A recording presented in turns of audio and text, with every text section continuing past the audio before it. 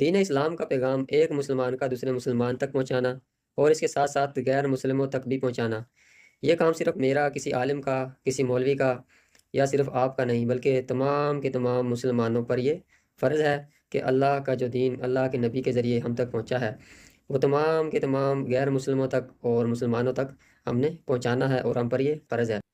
اب یہاں پر ایک بات ذہن میں آتی ہے کہ غیر مسلموں تک اللہ کے نبی کا پیغام، دین کا پیغام پہنچانا تو ہمیں سمجھ میں آ رہا ہے، لیکن مسلمانوں تک کیوں پہنچانا ہے؟ مسلمانوں کو میرے بھائی یاد دہانی کروانا ہوتی ہے کہ اللہ نے ہمیں کس مقصد کے لیے یہاں پر بھیجا ہے۔ ویسے تو ہم کلمہ گو ہیں، کلمہ پڑھ لیتے ہیں، لیکن اللہ کے دین سے اپنے 24 گھنٹے کی زندگی میں، کام کاری کی زندگی میں، دنیا داری کی زندگی میں اس قدر مصروف ہو جاتے ہیں کہ ہم بھول ہی جاتے ہیں کہ ہم نے اللہ کی عبادت بھی کرنی ہے۔ مسلمانوں کو یاد دہانی کروانا ہوتی ہے، اور غیر مسلموں کو ہم نے کلمہ طیبہ کا پیغام اس لیے پہنچانا ہے کہ کل قیامت کے دن وہ یہ سوال نہ کر دیں کہ ہمارے تک تو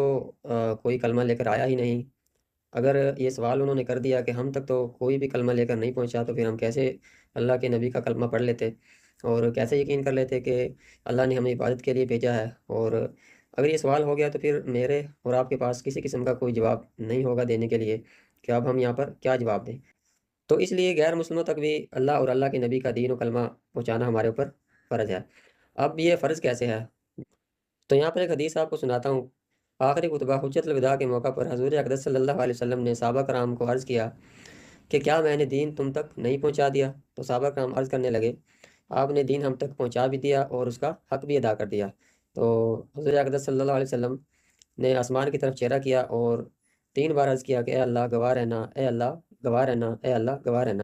یعنی کہ صحابہ کرام نے جو بات قبول کی تھی کہ آپ نے پہنچا بھی دیا ہے اور اس کا حق بھی ادا کر دیا ہے، تو اس بات پر اے اللہ گواہ۔ اور اس کے بعد حضور اقدس صلی اللہ علیہ وسلم چہرہ مبارک نیچے کرتے ہیں اور صحابہ کرام کی طرف چہرہ کر کے ایک بات اور عرض کرتے ہیں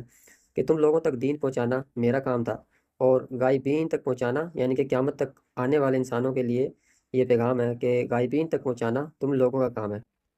تو اس میں آپ اور قیامت تک آنے والے تمام انسان شامل ہیں، یعنی کہ جو بھی قیامت تک انسان آئیں گے اور وہ کلمہ پڑھیں گے، ان سب لوگوں پر یہ فرض ہوگا کہ اللہ اور اللہ کے رسول کا پیغام جو بھی آگے ان کے بعد آنے والی نسل ہوگی یا ان کے دور میں چل رہی ہوگی ان تک پہنچانا ہم لوگوں پر فرض ہوگا۔ تو اللہ تعالیٰ مجھے اور آپ کو دین کا پیغام